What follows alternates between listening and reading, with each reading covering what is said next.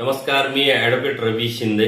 शहीद भगतसिंग डॉक्टर बाबासाहेब आंबेडकर विद्रोही मंच हिंगोलीच्या वतीनं विश्वगुरू नरेंद्रभाई मोदी आणि RSS भारतीय जनता पार्टीचे तडीपार गृहमंत्री अमित शहा यांनी 20 जुलै 2021 रोजी विद्यार्थी आणि युवकांवर आणि मुलींवर आणि काल 21 जुलै 2026 रोजी लोकसभा विरोधी पक्षनेते राहुल गांधी, खासदार प्रियंका गांधी, खासदार अखिलेश यादव यांच्यावर जो अमानुषपणे लाठीचार्ज करून अश्रुधुराच्या नळकांड्या टाकून जेलमध्ये डांबलं, त्याचा मी सर्वप्रथम जाहीर निषेध करतो. या देशामध्ये 1952 पासून तर 2026 पर्यंत जे पंतप्रधान झाले त्याच्यामध्ये एकमेव हुकुमशहा, हिटलरवादी आणि तानाशाहीवाला पंतप्रधान जर कोणी असतील तर ते RSS भारतीय जनता पार्टीचे विश्वगुरू नरेंद्रभाई मोदी.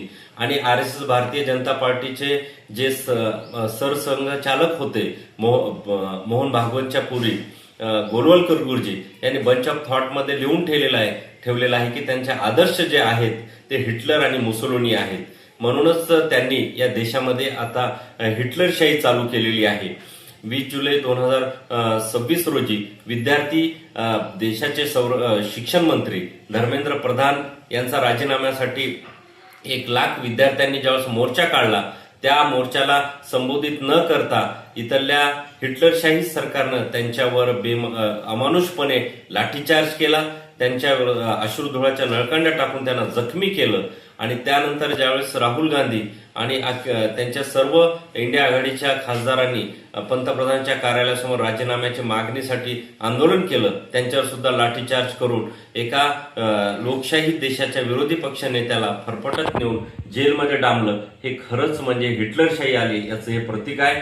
म्हणूनच ज्या पद्धतीनं या देशावर ब्रिटिशांचं साम्राज्यवाद होता, हुकुमशाही होती आणि त्यांचा जो जनरल डायर होता, यांनी पंजाबमधील अमृतसर जिल्ह्यातील जालियनवाला बाग हत्याकांड केलं होतं. त्या ठिकाणी 13 एप्रिल 1919 रोजी 10,000 लोक जमलेले असताना हा जनरल डायरनं 50 लोकांची फौज नेऊन तिथं गोळीबार केला.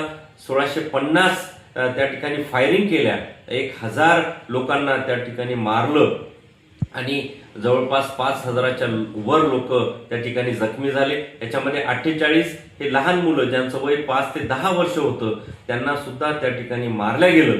म्हणजे त्यानंतर या देशामध्ये आज दिल्लीमध्ये पार्लमेंटवर ज्यावेळेस मोर्चा जंतर मंतरवरून निघाला तर ते सुद्धा दुसरं जालियनवाला बाग हत्याकांडच आहे.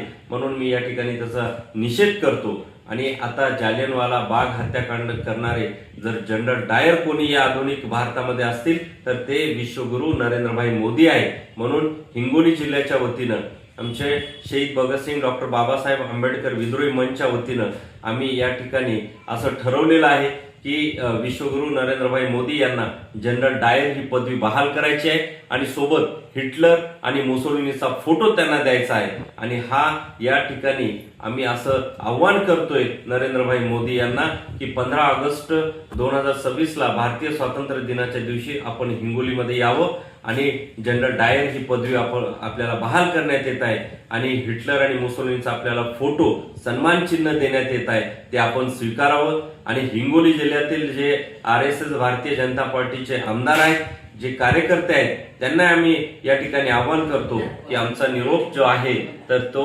RSS भारतीय जनता पार्टीचे विश्वगुरू नरेंद्रभाई मोदी यांच्यापर्यंत पोहोचावा. आणि आमचा जो काही या ठिकाणी आम्ही प्रतिकात्मक जनरल डायरची पदवी आणि हिटलर मुसोलिनीचा फोटो देणार आहे ते नरेंद्रभाई मोदी यांनी भारतीय स्वातंत्र्य दिनी 15 ऑगस्ट 2026 रोजी स्वीकारावा असं आम्ही या ठिकाणी या माध्यमातून आवाहन करतो. धन्यवाद. जय भीम, जय भारत, जय संविधान, इन्क्लाब जिंदाबाद.